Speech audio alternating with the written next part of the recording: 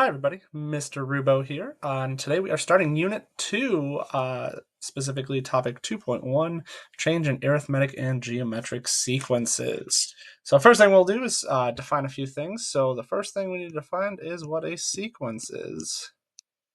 So a sequence is a function from the whole numbers that maps to the real numbers. So this means that we are only able to substitute in whole numbers. Oh, my thing doesn't want to write. So 0, 1, 2, 3 into the sequence, but we can get any number we want, any real number that is, as the output. Okay. As a result, these graphs, if we were to graph a sequence, you actually will just plot points, but we cannot connect them. As soon as you connect them, they just become a normal function and not a sequence. So yeah, we don't connect them. We would just plot the points. Okay. So let's start here with this example. Consider the function defined by, and you'll notice this notation is not like f of x, it's a sub n equals 4n minus 3. And they want us to find a sub 1 and a sub 7. So if I'm finding a sub 1, you'll notice I'm replacing n with 1 in that notation, which means I'm going to replace n with 1 in the equation. So 4 times 1 is 4, minus 3 is 1, so a sub 1 equals 1. And then do the same exact thing for a sub 7. A sub 7 equals 4, 7 minus 3, 4 times 7 minus 3. Simplify that, and you get 28 minus 3, which is 25. So this just notation is a little different than function notation, but it still works the same, right? So instead of f of 1, we're saying a sub 1. Still means substitute in that 1 for x. Okay. There's going to be two types of sequences that we'll look at in this course. There are lots of other sequences, but the two that we are going to look at are arithmetic sequences and geometric sequences. Specifically today, we're going to look at arithmetic sequences. So just again, a little bit of terminology here. So it's talking this property of successive terms.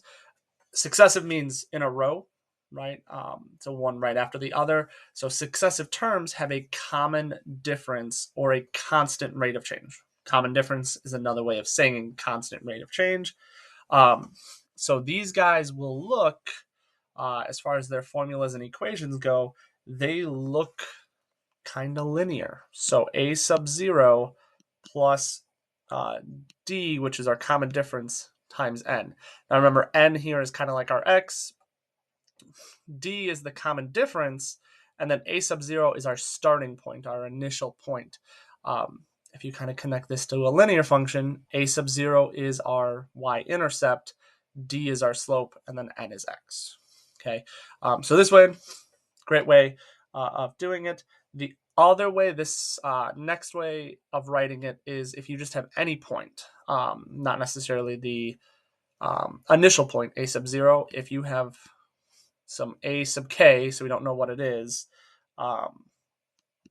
we do know what k is, but we in this example we just don't. D is still the common difference, and then n minus k. This is kind of like point slope form. Okay. So yeah, again, I kind of defined these already while I was talking, but a sub 0 is our initial value. D is the common difference. Ooh, that got split. Common difference. And a sub k is the kth term of the sequence. Okay, some couple notes here. Arithmetic sequences behave like linear functions, except they are not continuous. Again, they're just made up of points, and they do not connect those points. Increasing arithmetic sequences increase equally each step. the slope is always the same. That's why we think of them like linear functions. All right, so this last thing here is just a quick graph of it. So a sub n equals 3n plus 1. So I'm going to go the table route, but we could treat this like you would a linear function. But we only plot points on like 0, 1, 2, 3. We don't have like 0.5s. Okay, so my table is going to be those values. So 0, 1, 2, 3. Obviously, you can go farther than that if you wanted to, but then you're just substituting in and simplifying. So 3 times 0 plus 1 is 1. 3 times 1 plus 1 is 4. 3 times 2 plus 1 is 7. And then 3 times 3 plus 1